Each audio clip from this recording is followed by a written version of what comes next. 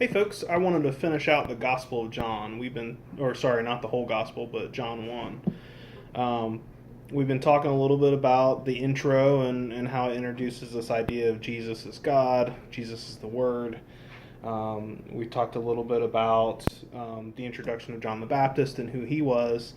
And then picking up in John 1:34, we're going to go from John 1:34 to 51, which is the end of John 1.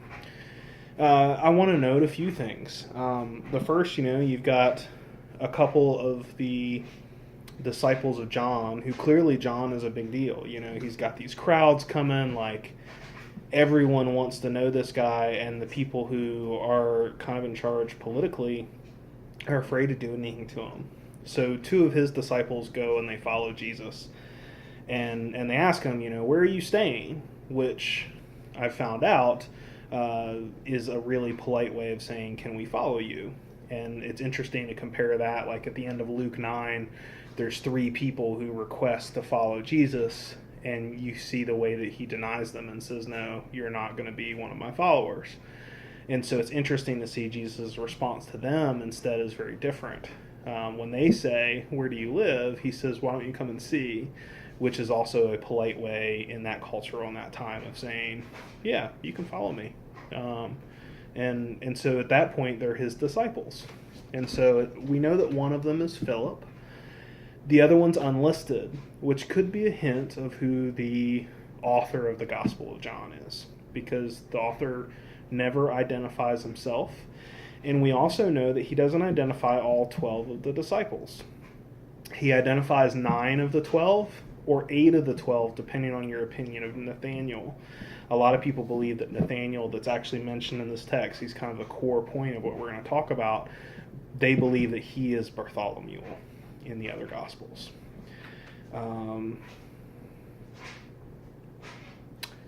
the rest, except for the Nathaniel stuff, the rest of the stuff you could read on my blog, interpersonaltheology.com, but I do want to talk about the story of Nathaniel in particular.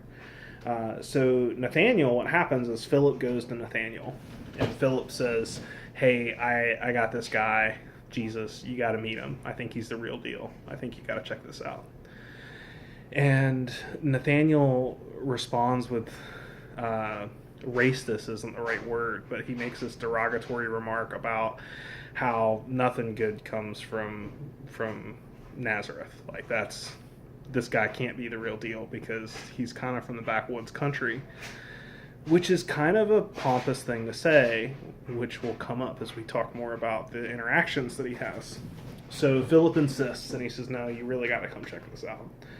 So Nathaniel's got a good enough relationship with Philip that he says, okay, and he goes and checks it out. And before he even gets there, Jesus kind of shouts out, oh, now here is a true and righteous Israelite with not a bit of deceit in him. Is this sarcasm? I don't know, because the text doesn't have it in there. It could be, and it's interesting if it is, because this whole dialogue that happens could be like this sarcastic, like, jab back and forth. Because Nathaniel then responds with, you don't know me. Who do you think you are? And Jesus says, well, I saw you under the fig tree. And so we could kind of see this, like, still in the sarcastic mode. And I actually had somebody in my study group say that maybe even Nathaniel's next response was sarcastic. Because Nathaniel then said, oh, you truly must be the Son of God. Which could be sarcastic. And it's interesting to think of it that way. I don't think it is, but it's still kind of an interesting interpretation. I think if anything was sarcastic, it was that first line of here comes a good true Israelite.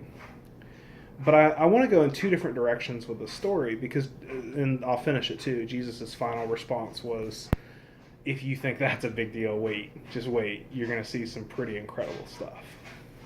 And that's the end of John 1. I want to go in two different directions, two different ways of interpreting this. The first way is, have you ever had that moment where something happens? Maybe you're driving down a road and you see a sign. and something about it, because of what you were praying before that or what's happened to you that day, suddenly you're like, this is God. Like, I know God just spoke to me through this sign or through this event or this comment that somebody made, or I'm sure you've had them. An interesting little tidbit is they're kind of hard to remember. So I know that I've had them, and I know that some of them have been life-changing. I can't think of a single example. I asked my wife, and I said, have you ever had this happen? And she said, yeah. I said, can you give me an example? She couldn't think of an example. I talked to people in my group. I've got a little small dinner group where I lead discussions, and I talked to them, and I said, have you ever had this happen? Yeah, we've had that happen. Can you give me an example? No, not a single one. It's this crazy thing where we have these moments that in the moment we think they're life-changing. They're life-altering moments. But they don't stick with us for some reason. It's very strange. Sometimes the impacts or the effects may stick with us, but for some reason the stories just don't. And I wonder if that's what was happening here. Maybe there's something that we're not aware of, something that was happening underneath the fig tree. Maybe Nathaniel was praying and he said something, like, God, show me this person who knows me or really understands me, or, let this thing happen today that will demonstrate this. It could have been like that. And then when Jesus said, I saw you under the fig tree, Nathaniel knew, and he was like, oh, like, this is a God moment. It could have been one of those. And we know that we have those moments. If it's one of those, Jesus' reaction is pretty incredible because it speaks to us. In those moments where you see that road sign and you're like, this is incredible, God's talking to me, like I've tapped into it. When you have that moment, Jesus doesn't deny it. He doesn't argue it. He doesn't fight it. He doesn't say, well, that wasn't really me. He didn't go there.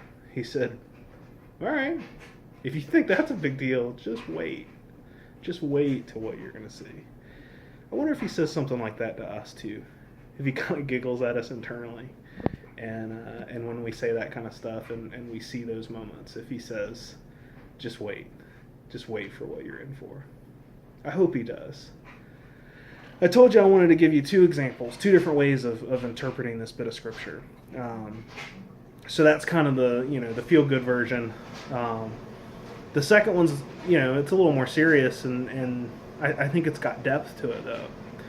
So I read somewhere that underneath the fig tree was a representation of the religious authorities at the time. And so to be underneath the fig tree would be to be trained by. So your Pharisees and your scribes and people like that would be considered under the fig tree. Paul, the Apostle Paul, would have been considered someone who was under the fig tree, somebody brought up under that.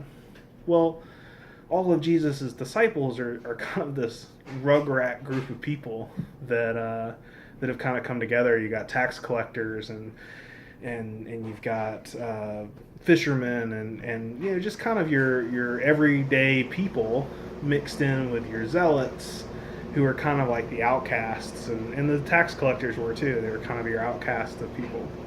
And so Jesus has kind of picked these people, which is very much different than your religious authorities at the time, who would have been, well accepted and well versed and well educated, and these are your big deal people. I wonder if maybe Nathaniel was one of those people at one point and had either a public or a private falling out with him. Public in the sense that now he's friends with these zealots, and Philip can come up to him and say, hey, come on, follow me, and there's enough of a relationship there. Maybe there was a public falling out where he sided with them, or maybe there was a completely private one where nobody knew that he used to be a Pharisee or he used to be a scribe. And so then when Jesus said to him, oh, here's a man, a true Israelite with not a bit of deceit in him, maybe that indicates that Jesus knew how and why he fell out, which is why when he says, you don't know me, why would you say that? And Jesus says, I saw you under the fig tree. That could be a really powerful moment if the history's there to back that up. Hope you enjoyed it.